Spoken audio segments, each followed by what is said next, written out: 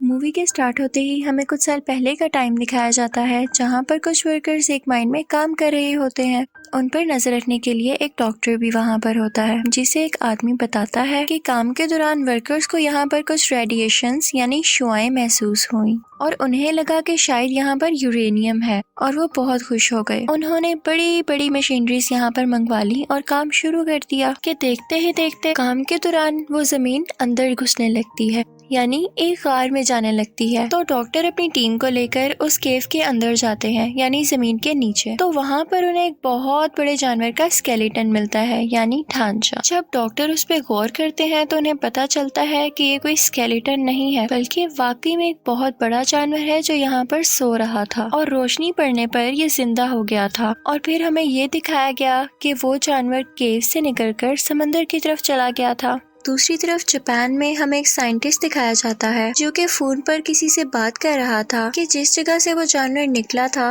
वहाँ से अर्थक्वेक होता यहाँ तक आ रहा है। उसका उस जगह पर एक प्लांट होता है। वो कहता है कि अगर ऐसे ही चलता रहा तो मुझे तो अपना प्लांट खत्म करना पड़ेगा। तभी उसकी वाइफ आती है और वो अपनी वाइफ और अपने बेटे फोर्ट को लेकर वहाँ से चला जाता है। वो अपनी वाइफ से कहता है कि जो अर्थक्वेक के झटके आ रहे हैं ये मुझे कोई अच्छी बात नहीं लग रही, तो तब तक तुम मेरे प्लांट के पास मेरे कुछ टीम के साथ रहोगी। फिर हमें वही साइंटिस्ट एक लैब में दिखाया जाता है जो कि पता लगा रहा था कि असल में ये अर्थक्वेक के झटके आ कहाँ से रहे हैं, लेकिन उनमें से किसी को कुछ भी पता नहीं चल रहा था। तो वो कहता है कि सब मशीनरीज ऑफ कर दी जाएं, क्योंकि हम नहीं जानते कि ये झटके किस चीज के हैं और कहीं ये हमें नुकसान न पहुंचा दें। इसी के साथ वहाँ पर फिर से अर्थक्वेक आने लगता है और साइंटिस्ट की वाइफ भी वहाँ पर आ जाती है। वो वहाँ से भागने लगती है और चैम्बर में ब्लास्ट होने की वजह से एक पॉइजनस गैस यानी जहरीली गैस उसकी तरफ बढ़ने लगती है। साइंटिस्ट अपनी वाइफ को बचाने के लिए आगे बढ़ता है, लेकिन तब तक बहुत देर हो चुकी थी और गैस पूरी तरह से उस कैबिन में फैलने लगी थी। तो उसकी वाइफ उससे कहती है कि दरवाजा बंद कर दो इससे पहले कि ये गैस यहाँ तक पहुँच जाए, और ना चाहते हुए भी साइंटिस्ट को वो दरवाजा बंद करना पड़ता है। और इसके बाद वो काफी उदास हो जाता है क्योंकि उसकी वाइफ अंदर रह गई थी। वो उससे कहती है कि हमारे बेटे फोर्ट का ध्यान रखना, और इसी के साथ रेडिएशन की वजह से वो पूरा का पूरा प्लांट तबाह हो जाता है। फोर्ट भी ये सब कुछ अपने स्कूल से देख रहा था। अब हमें 15 साल बाद का वक्त दिखाया जाता है। फोर्ड अब एक फौजी बन चुका था और कुछ मंथ की ट्रेनिंग के बाद वो अपने घर वापस आया था। वो अब मैरिड था कि उसकी वाइफ को कॉल आती है कि फोर्ड के डैड को पुलिस ने पकड़ लिया है। फोर्ड अपने डैड से नफरत किया करता था क्योंकि वो समझता था कि उसकी मदर की डेथ उनकी वजह से हुई, लेकिन अपनी वाइफ के कहने पर वो उन्हें मिलने चला जाता है और जाकर अपने फादर को पुलिस से छुड़वा लेता है। फिर वो दोनों घर आते हैं तो उसका फादर उससे कहता है कि बेटा वो एक एक्सीडेंट नहीं था, बल्कि उसके पीछे कुछ रेडिएशंस थी और सेम चीज हम अभी भी फील कर रहे हैं फिर से। और वो अभी भी इसलिए अरेस्ट हुआ था क्योंकि वो उस जगह पर गया था जहाँ पर पुलिस ने जाने से मना किया था। वो बताता है कि मेरे दोस्त ने भी वॉइस फ्रीक्वेंसी नोट की है, यानी वहाँ पर से अजीबोगरीब आवाजें आती हैं, तो मुझे वहाँ पर जाकर देखना होगा और ये साबित करना होगा कि उस रोज प्लांट पर जो ब्लास्ट हुआ वो कोई एक्सीडेंट नहीं था। तो फिर फोर्ड भी अपने फादर के साथ वहाँ पर जाता है। अब वो लोग नोट करते हैं कि वहाँ पर कोई जहरीली गैस या रेडिएशन नहीं थी। वहाँ पर पुलिस फिर से आ जाती है और उन दोनों को पकड़कर अपने साथ ले जाती है, और वहाँ पर वही डॉक्टर जो मूवी के स्टार्टिंग सीन में दिखाया गया था वो भी होता है। वो सब साइंटिस्ट से पूछते हैं कि आखिर तुम बार बार उस जगह पर क्यों जाते हो, तो वो सब कुछ बताने लगता है जो वो करना चाहता था। डॉक्टर ये सुनकर बहुत हैरान होता है क्योंकि इतनी सारी इन्फॉर्मेशन तो उसे भी नहीं पता थी। वो वहाँ पर एक बहुत बड़ी पत्थर जैसी चीज पर कुछ एक्सपेरिमेंट्स कर रहे हैं। अचानक वो पत्थर हिलने लगता है तो वो लोग उस पर बिजली फेंकते हैं, यानी इलेक्ट्रिकल शॉक देते हैं। वो पत्थर टूट जाता है और उसके अंदर से एक बहुत बड़ा क्रिएचर बाहर आता है। वो बहुत ही ज्यादा बड़ा था और लोगों पर बिजली जैसी कोई चीज फेंक रहा था। और फिर हमें दिखाया जाता है कि वो जानवर खुद को कैद से आजाद करवाकर प्लांट से बाहर आ जाता है और वहाँ से उड़ जाता है। अगले दिन कैप्टन आते हैं और डॉक्टर को अपने साथ जाने का कहते हैं। डॉक्टर अपने साथ साइंटिस्ट और फोर्ड को भी ले लेता है, लेकिन इस वाकये में साइंटिस्ट काफी जख्मी हो चुका था। वहाँ पर जाकर उनका हेड उन्हें बताता है कि ये क्रिएचर कोई आम क्रिएचर नहीं है। जब जमीन की रेडिएशंस कम होती गई तो ये समुंदर की गहराइयों में चला गया ताकि ये वहाँ से अपनी एनर्जी ले सके। वो बताते हैं कि हमारी कंपनी को भी उसे ढूंढने के लिए बनाया गया था। वो आज तक नहीं मरा और उसका नाम गॉडजिला था।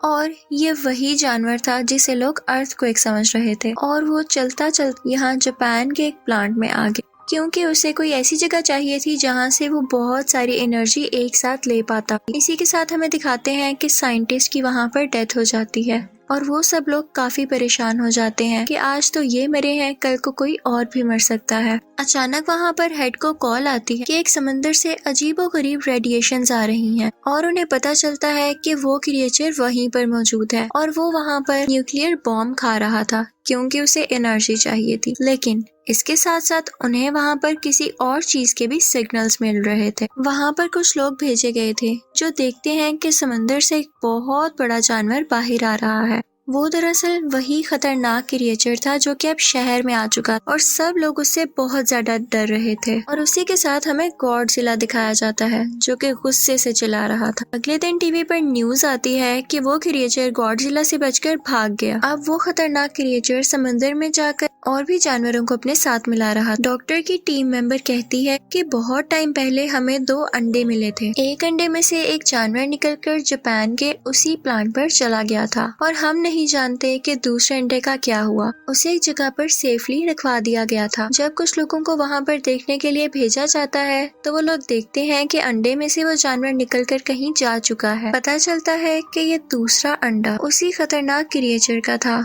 और वो उसमें से निकलकर किसी और शहर में जाकर तबाहियां मचा रहा था। इन दोनों को पुलिस ढूंढने लगती है। फिर हमें दिखाया जाता है कि डॉक्टर टीवी पर दूसरे क्रिएचर की फुटेज देख रहे होते हैं। वहाँ पर वो नोट करते हैं कि इस क्रिएचर के तो पर ही नहीं है जैसे पहले क्रिएचर के थे। रिसर्च करने पर उन्हें पता चलता है कि ये फीमेल है और पहला क्रिएचर मेल था। अब क्योंकि फोर्ड भी एक फौजी था तो उसे आर्मी के साथ हर जगह भेज दिया जाता है कि वो उन क्रिएचर्स को रोक सके। दूसरी तरफ हमें कैप्टन बताता है कि वो क्रिएचर्स बहुत तबाही कर रहे हैं, तो हेड उनसे कहता है कि हमें इन्हें एक बहुत ही खतरनाक बॉम्ब से उड़ाना पड़ेगा। तो कैप्टन कहता है कि इससे तो उन्हें फायदा होगा क्योंकि उन्हें न्यूक्लियर एनर्जी चाहिए और इससे वो और ज्यादा स्ट्रॉन्ग होंगे। तो हेड कहता है कि हम इसके सिवा कर भी क्या सकते हैं, रिस्क तो लेना होगा। वो दोनों क्रिएचर्स अपनी एनर्जी रिस्टोर करने के लिए यानी रेडिएशंस को खुद में फिल करने के लिए एक समुंदर में जा रहे थे क्योंकि समुंदर की गहराई से उन्हें बहुत सारी रेडिएशंस मिली और गॉडजिला दूसरी तरफ उन्हें मारने के लिए आ रहा था। तो ये सब लोग भी उसी समुंदर की तरफ बढ़ते हैं और वो न्यूक्लियर बॉम्ब भी अपने साथ रख लेते हैं। फोर्ड भी इन पर नजर रखे हुए था। वो बॉम्ब उन्होंने एक बोट पर रखा हुआ था। मेल क्रिएचर आकर उस बोट पर अटैक कर देता है और वो न्यूक्लियर बॉम्ब उठाकर वहां से चला जाता है।